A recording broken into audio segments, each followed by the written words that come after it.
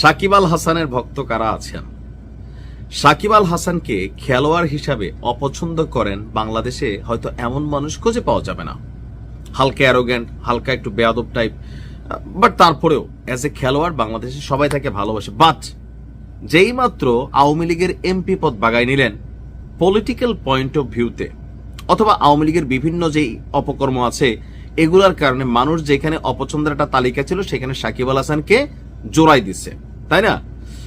রাজনৈতিক point of ভিউতে সাকিব আল হাসান বাটে পড়ে আছেন, but as a cricketer, as a star, world wide তিনি জনপ্রিয়। বাংলাদেশের মানুষের কাছেও কিন্তু সাকিব একজন জনপ্রিয় ব্যক্তিত্ব।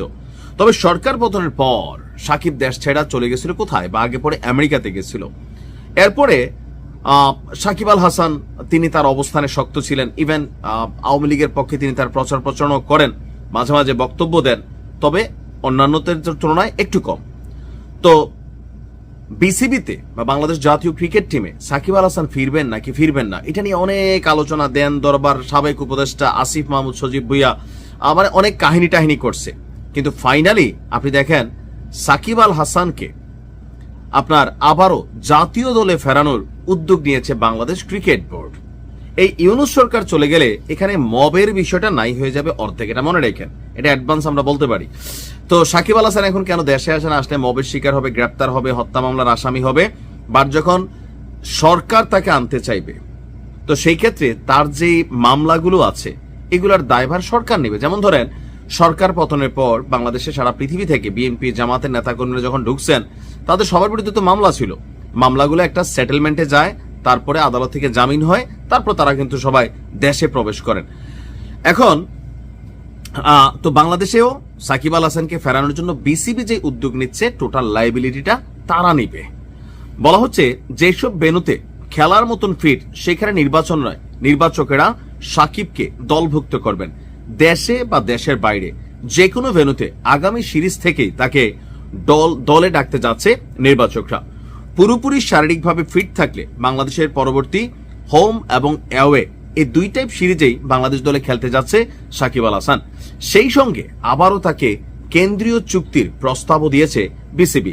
তবে মামলা এবং যে আইনি বিষয়গুলো আছে এই বিষয়গুলো নিয়ে বিসিবির যিনি সভাপতি আছেন আমিনুল ইসলাম বুলবুল তিনি সরকারের সাথে আলোচনা করবেন। গতকালকে বাংলাদেশ ক্রিকেট বোর্ডের জরুরি সভা শেষে মিডিয়া কমিটির চেয়ারম্যান আমজাদ হোসেন তিনি গণমাধ্যমকে জানিয়েছেন এবং কি বলেছেন যে সর্বসম্মতিক্রমে বোর্ড সিদ্ধান্ত নিয়েছে সাকিব আল হাসানকে তার অ্যাভাইলেবিলিটি, ফিটনেস এটার সাপেক্ষে সিলেকশনের ক্ষেত্রে বিবেচিত করতে যাচ্ছে জাতীয় ক্রিকেট বোর্ড। অর্থাৎ সাকিব আল হাসান ইজ গন মানে ব্যাক। এখন আসার পরে কি পরিস্থিতি অন্য কিছু হবে? তবে আমার মনে হয় না সাকিব আল হাসান, এই সরকার তো মেয়াদি শেষ আছে আর ধরেন 12-14 দিন, সো এই সময়ের মধ্যে সাকিব আল হাসান আসবেন। আর এখন বাংলাদেশে কোনো ক্রিকেট খেলাটেলও নাই। গত কয়েক ম্যাচে টানা বাংলাদেশ হারছে।